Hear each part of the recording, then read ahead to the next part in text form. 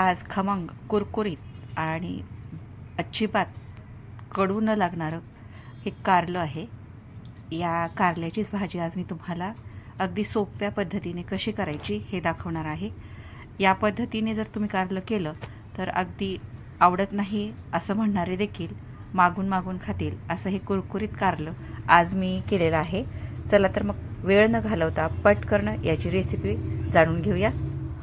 इथे मी 4 ते 5 कारले घेतलेले आहेत, छोटे हिरव्या कलरचे. हे कारले चवीला फार छान लागतात म्हणून हे कारले घेतलेत. त्या कारल्याचं काय करायचं, बिया काढून घ्यायच्यात आणि बारीक छोटे छोटे पातळ असे काप करून घ्यायले मी याचे. याच पद्धतीने आता मी सगळं घेणार आहे. मीठ घेतलेलं आहे थोडंसं, 1-2 चमचे. या मिठामध्ये मी याला घालून ठेवणार आहे जेणेकरून कारल्यातला कडवटपणा आहे तो निघून जातो. आता हे जे आहे मिठामध्ये याला अर्धा तास तरी आपल्याला कमीत कमी भिजत ठेवायचं आहे. हे पहा, असे उभे काप करून त्याच्यातल्या बिया वगैरे काढून मी हे बारीक कट करून घ्यायले. या पद्धतीने कारलं केल्यानंतर त्याच्यात कडवटपणा हा बिलकुलही राहत नाही आणि ही जी भाजी आहे ती टिफिनला किंवा प्रवासाला देखील न्यायला सोपी पडते. आणि कारलं म्हणलं की कसं असतं की प्रत्येकाच्या घरामध्ये असं आवडीनं खाणारं नसतंच कोणी, प्रत्येकजण आवडत नाही असंच म्हणतात. हे मिठाच्या पाण्यात माझं थोड्या वेळ मिठामध्ये भिजवून झालेलं आहे.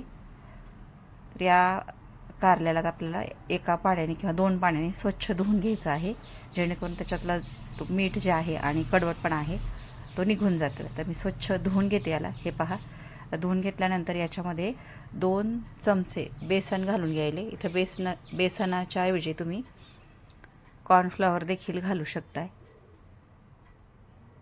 आणि ह्याला मिक्स करून घ्यायचं आहे. 1-2 चमचे लाल तिखट घालते. तिखट आवडीप्रमाणे कमी जास्त करू शकताय.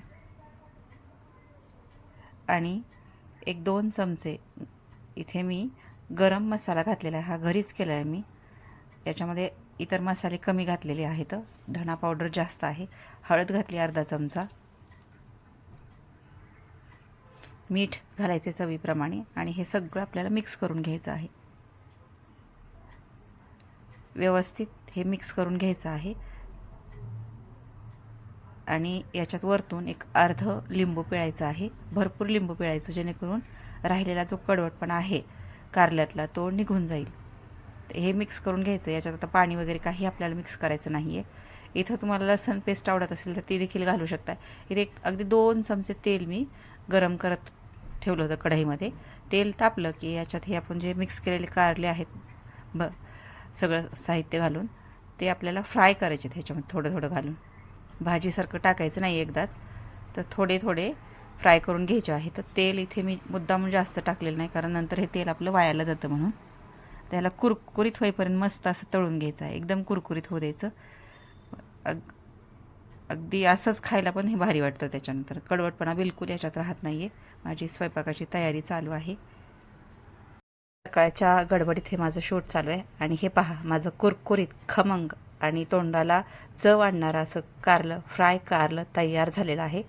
हे तुम्ही प्रवासात नेऊ शकता, टिफिनला देऊ शकता. लहान किंवा मोठे सगळेच आवडीनं खातील अशी ही रेसिपी आहे. झटपट होणारी आणि अगदी भाकरी पोळी कशाही बरोबर ही चालू शकते.